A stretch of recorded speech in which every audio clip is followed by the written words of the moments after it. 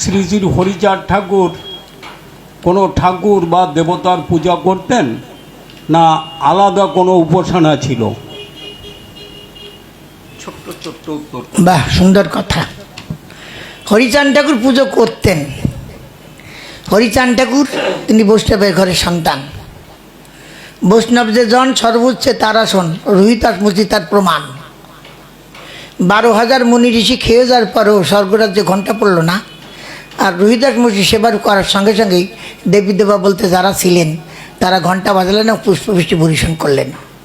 তাহলে বৈষ্ণবের আসন সর্বোচ্চ, কথা ঠিক। তারই সন্তান হরি ঠাকুর।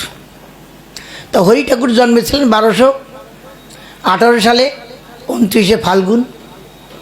তিনি জন্মমত পরিচয় দিয়েছিলেন আমি হরি। উনি বাল্যকালে ওনার বাবা বৈষ্ণব, তিনি বকুলতলা বসতেন, বসে নাম জপ করতেন। তো ওনার বাবা মাঝে মাঝে মহোৎসবে টবে কীর্তনে যাইতেন। তা তখন উনি একদিনে একটু শখ করে মনে মনে চিন্তা করলেন যে বাবা বকুলতলা বসে, আমি একটু বসে আমার পূর্ব স্মৃতিটি জাগাই। তাই তিনি বকুলতলা বসেছিলেন আর মুখে প্রভাতের রোদ এসে পড়েছে। সেই সময় হরিচাঁদ ঠাকুর অর্থাৎ যিনি স্বয়ং নারায়ণ, তার মস্তকের পর এই 5টা ফণা, সাপ, আকাশ, বাতাস, আগুন, জল, মাটি, এই 5টা ফণা দিয়ে এইগুলি তৈরি হয়েছে। তা মুখে রোদ পড়ার জন্য ওই সময় সেই পঞ্চ অনন্ত নাগ বলা হয় যাকে, সে আছে হরি ঠাকুরের মাখার সময় দাঁড়ালেন সম্মুখে। আর পাশের বাড়ি প্রতিবেশিনী চিন্তা নামে মাসি মাসি বলে ডাকতেন। তাই অন্নপূর্ণা দেবী অর্থাৎ হরি ঠাকুরের মা, তার গৃহে যে ডেকি ছিল চিড়ে কোটা, ওটা ছিল বাঁশের মোনাই। চিড়ে কুটলে চিড়ে ভাঙতো না, চিড়ে ভালো সুন্দর থাকতো। তাই চিড়ে কোটার জন্য তিনি ধান নিয়ে সকালবেলা এরকম আসতেছেন, ওই অন্নপূর্ণার দেবীতে ঢেকিতে চিড়ে কুটবেন। সেই সময় যখন আসতেছে তখন ওই বকুলতলাতে যে আসে দেখেন, তখন দেখে যে হরি ঠাকুরের মাথার সামনে 5 মাথা 8টা সাপ। তখন হরি ঠাকুর হয় নাই, নাম হরে হরে বলে ডাকতো। ওই দেখে ওই মায়ের অর্থাৎ চিন্তা মাসির তার কাকের ধামা পড়ে ধান পড়ে যায় সব। দৌড়ে এসে ছুটে এসে বলে, ওদের দিল দেখছে আয়, তোর ছেলে তো মানুষ নয়। তোর ছেলে হরি যখন বকুলতলা বসেছে, যখন চক্ষু মুদে ধ্যানে মগন, হ্যাঁ বসে আছে কি চিন্তায়, ওদের দিলে দেখছে আয়, তোর ছেলে তো মানুষ নয়। তোর ছেলের কি রঙ্গ আছে? তার মস্তকে ভুজঙ্গ আছে। তার নাই 1টা ফণা, তার দেখতে আছে 5টা ফণা, দেখলে গায়ে কাটা দেয়। ওদের দিল দেখছে আয়। এইভাবে ইত্যাদিভাবে তে কান্নাকাটি করে যখন পড়লো, সবাই এলো, আসার সঙ্গে সঙ্গে ওই সাপটা অদৃশ্য বাবুতে মিলে গেল। তো হরিকে জড়াই ধরে ওর মা বলছিল, তুই কে রে? কাজে মা আমি তো তোমাকে বলেছিলাম। আমি কে? বলে কবে বললি? কাজে তুমি তখন অজ্ঞান ছিলে, অচৈতন্য অবস্থায় ছিলে। আমি যখন প্রসাব হই তখন আমি পরিচয় দিয়েছিলাম আমি হরি, আমি হরি, আমি হরি। তুমি শোনো নাই মন দিয়ে? হ্যাঁ, তা আমি কারে ভক্তি করি বেশি জানো?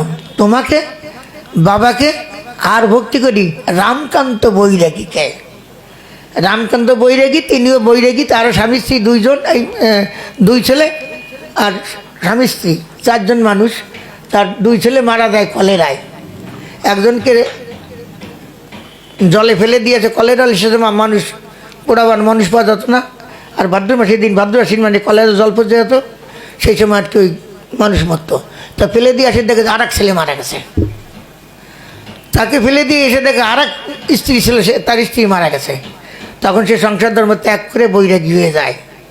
বৈরাগী হয়ে সে জানে যে জগতে কেউ আমার আপন নাই, যে আমাকে বাবা ডাকতো সেও চলে গেল, আমি যার প্রাণের মানুষ সেও চলে গেল, তাহলে আমার জগতে আপনকে? তখন একমাত্র জানতে পারলো যে হরি।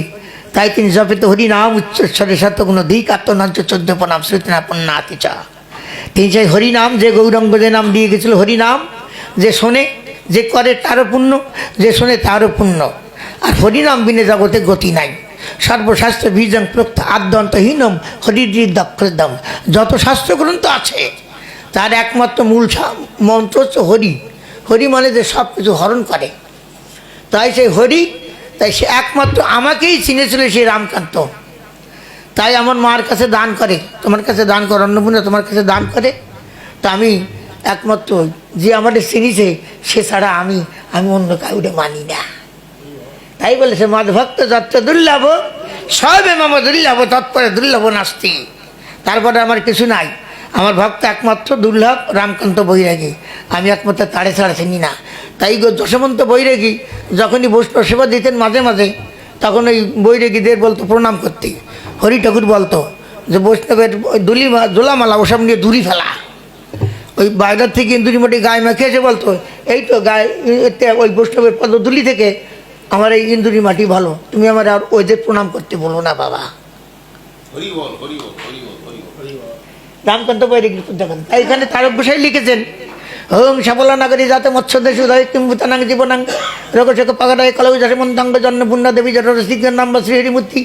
গুরু শ্রী রামকান্ত বৈরাগী দীক্ষিত তোরাকান্দি ভাবন্ত রামকান্ত বৈরাগীর কাছেই উনি ছিলেন আর কি।